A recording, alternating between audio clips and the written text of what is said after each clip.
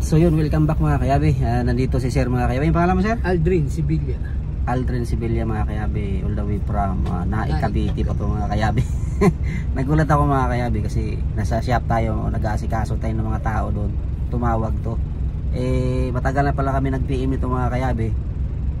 Ngayon lang siya tumawag. Sa BF kayo nagtrabaho, Sir, no? BF. Driver ako dyan eh. So yun mga kayabi, ano natin to mga kayabi, titignan natin kung ano nagiging issue mga kayabi. Nirobdis na namin. Ang issue mga kayabi is medyo mababa yung preno mga kayabi. Una mong apak mga kayabi, ramdam mo yung malayo yung travel ng preno. So yun, samahan nyo ko mga kayabi. Titignan natin kung ano nagiging problema ng Starrec mga kayabi. Just keep on watching.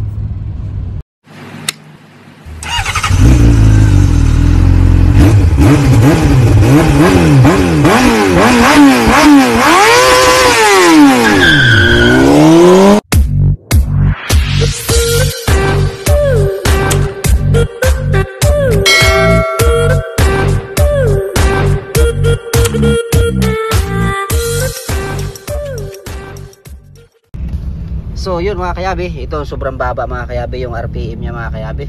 Yung revolution per minute niya mga kayabi is nakatambay sa 8 dapat yan mga kayabi. Sa is. Yan mga kayabi. 8 dapat ang normal yan mga kayabi pag naka aircon ka. Ayan o.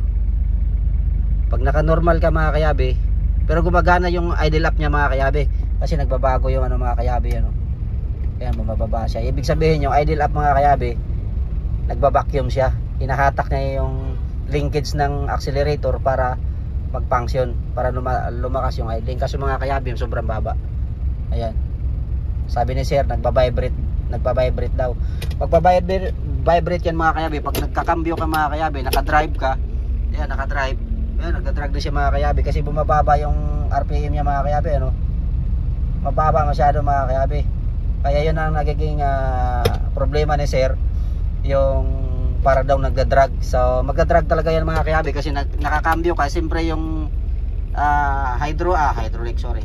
Yung ATF niyan mga kayabi, working na. Yung torque converter natin mga kayabi, nagbobomba na ng langis yan ng ATF.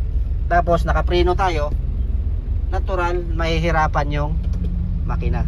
Yan, mababa yung RPM. So yun mga kayabi, yun ang isolve natin mga kayabi na problema. Magpabalik kami mamaya, just keep on watching lang. So yun mga kayabi, dito muna tayo, uunahin muna natin tong knob niya mga kayabi, ano. Pag ginalaw mo dito mga kayabi, grabe oh. Parang lugaw. Ayan oh. So tanggalin natin to mga kayabi. Tanggalin natin para magawa natin to. Bushing na yan.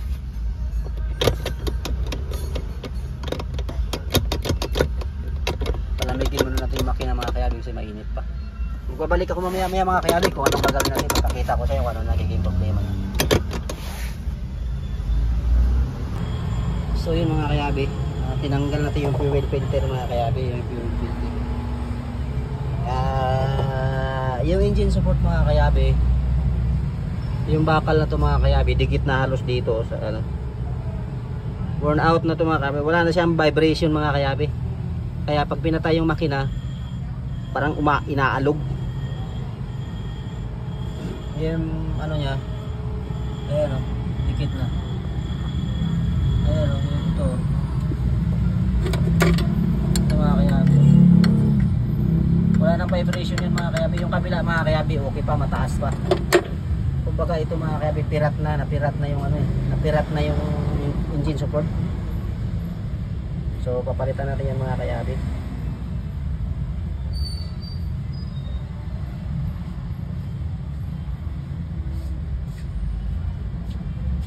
So yun mga kayabi, tinanggalan natin yung engine support mga kayabi doon. Ito sa ibabaw to mga kayabi. Ayan mga kayabi oh.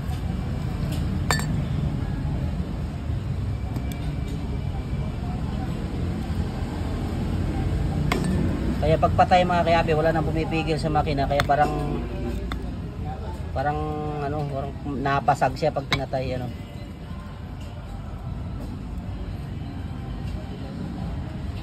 So yun mga kayabi, papalitan natin yan. Yung busing dito mga kayabe.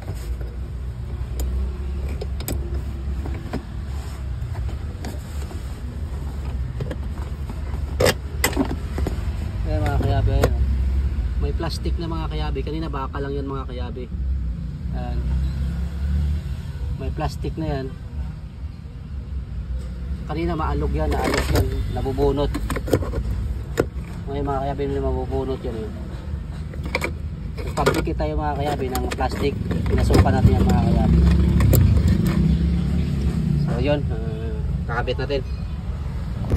So yun mga kayabe, tinanggal natin yung brake drum mga kayabe sa huli. Makapal pa mga kayabe, parang bagong baklas lang to mga kayabe, bagong linis yun. So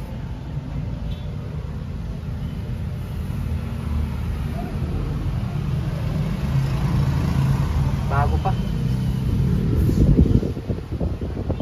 So tinignan na rin to natin mga kayabe kasi malalim yung preno. So sa madaling salita mga kayabe, may problema ang ano nito mga kayabe, hydrovac. Malalim. Okay naman yung lining. Okay naman yung preno mga kayabe, hindi naman siya binubumba. Isang apak malalim. Pangalawang apak ganun din. Dapat kasi mga kayabe yung preno, pag una mong apak, kung swabe siya, unang apak pa lang dapat, ramdam mo na yung preno na goods. Kasi pag apak mo, kapit siya kaagad. Ang problema pag apak mo, malayo pa ang travel ng paa mo, layo ng travel ng pedal. So maaaring may problema na yung unang piston mga kayabe, or harap ba o likod ba yung kumakapit kasi unang apak malayo. Pero maganda yung kapit, kaso nga lang pag apak mo mga kayabe malayo. Hindi yung pag apak mo na kayo mararamdaman mo yung preno, hindi. Unang apak malayo siya pero kapit. Parang ano mga kayabe, may problema yung hydrovac. Yun ang analyze natin mga kayabe, pero maganda.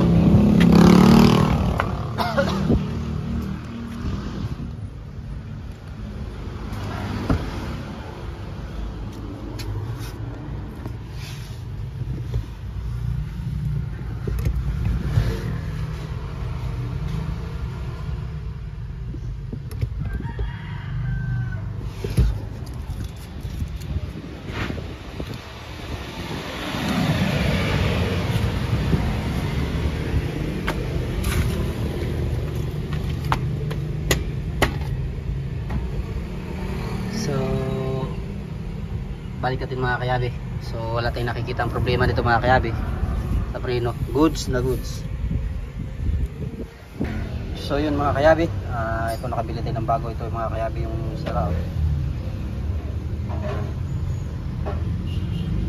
So ikakabit na natin ito mga kayabe. Sinukat natin mga kayabe yung tornilyo.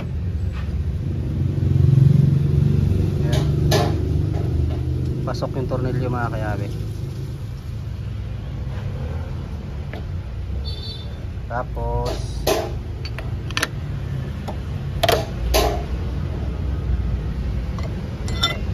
yan mga kayabe, no?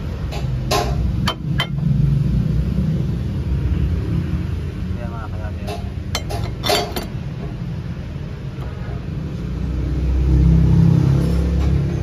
So ikakabit na natin mga kayabe. Tinanggal natin yung turbo dyan, oil filter. Ayan. Kakabitan natin. Tinanggal natin mga kayabe.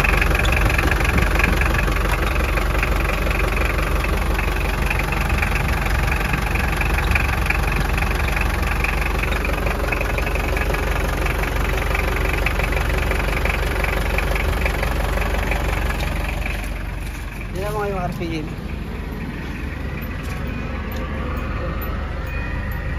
Aircon mga ano ba aircon? Ano ba ito?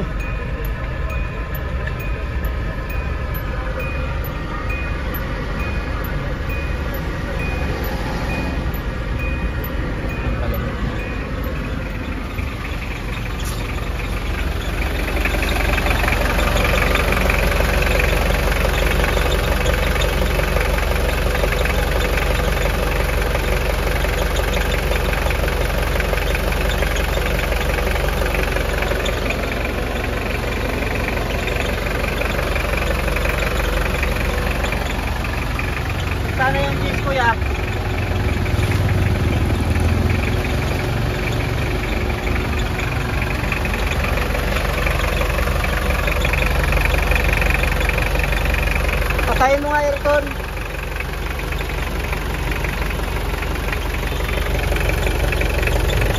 Andar.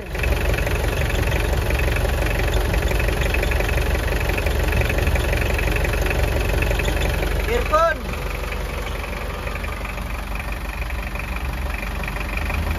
Yun mo, on. On.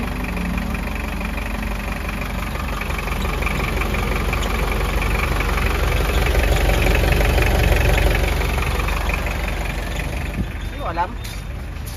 Ito. Pinit mo kanina.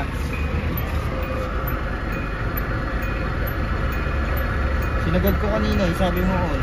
Walang lamig. Sinagad ko sa 4. Ito, ano sa 4? Oh. Ito, lamig dito. Dalawa. Sinagad ko sa 4.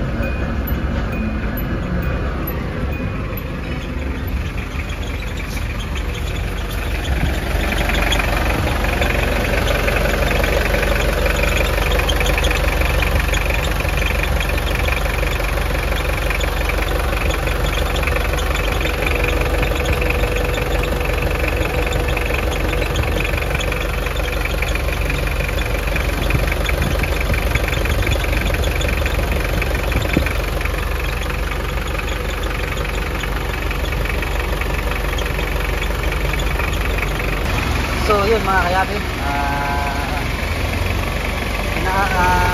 ano mga kayabi, inaasa natin kung kunti yung white light. Kasi kanina mga kayabi masyadong mababa pag nag-aircon siya. Ngayon mga kayabi, nasa ano lang siya, 8. Papatay natin mga kayabi yung aircon. Yan o.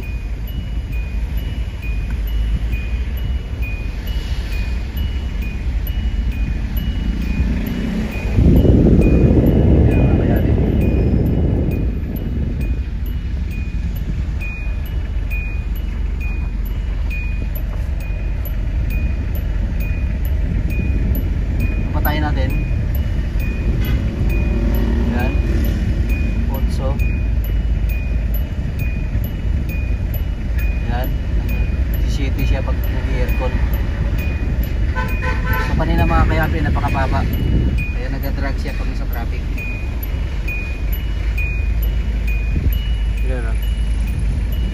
Patayin natin. Sindi. Patay. Sindi. So okay na yan mga kayabi.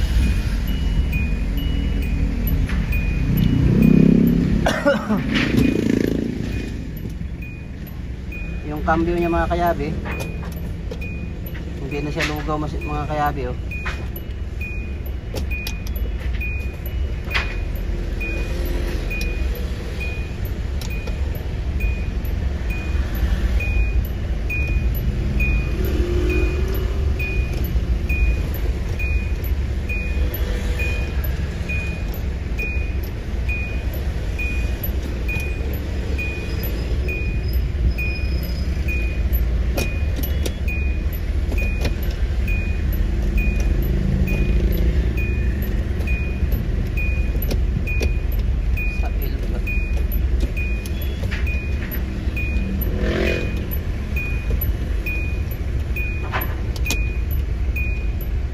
So yun, okay na mga kayabi.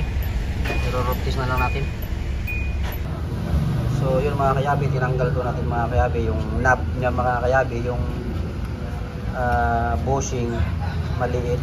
Ipapabricate natin ngayon mga kayabi ng sakto doon sa butas doon. Kasi ito, haso-haso na mga kayabi, tinan nyo mga kayabi.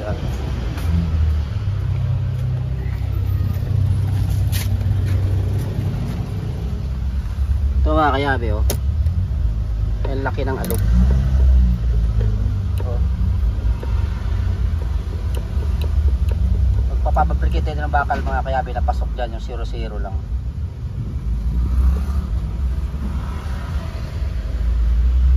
So yun mga kayabi, testing natin mga kayabi yung kanyang nababa siya pero hindi siya nagdadrag. Tsaka maganda na yung ano mga kayabi pag pinasok mo yung cambio, hindi na siya nagbabibrate kasi yung engine support natin mga kayabi lumalaban na. Dati kasi mga kayabi nakaangat, kaya malakas yung vibrate, gagalaw-galaw, kaya akala mo nagpapasag-pasag yung makina mga kayabi. So nakita nyo naman mga kayabi, ito mga kayabi, tingnan mo, wala na oh. Okay na. Nung nakaraan mga kayabi, lugaw siya. Nakita nyo naman yung bushing, pinabrikit natin doon sa turno mga kayabi. Gawa nga ng malaki na yung ano, malaki na yung butas. So yun, okay na yun.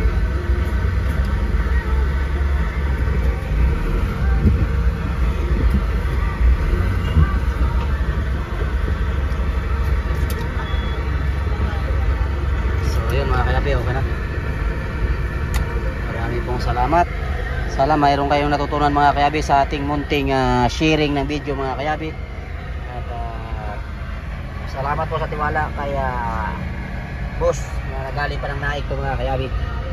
So yun lang mga kayabi. Kung bago ka sa aming YouTube channel mga kayabi, huwag kalimutan i-like, i-share ang video mga kayabi, at i-hit na rin ang notification bell para lagi kayo updated sa aming mga bagong video. So yun lang mga kayabi, just keep on watching. So yun mga kayabi, ginamit na ni sir yung kanyang starts mga kayabi.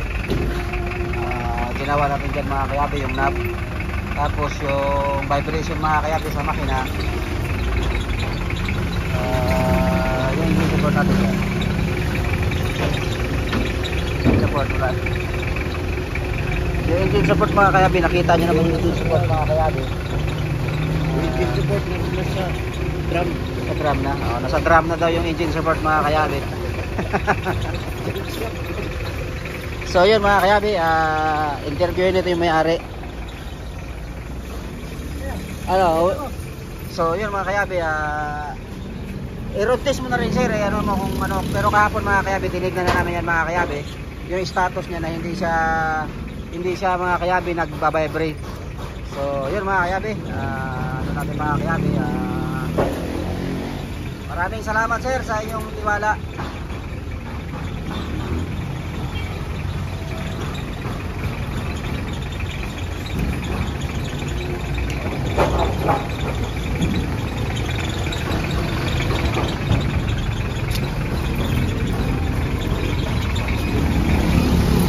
Okay. Okay.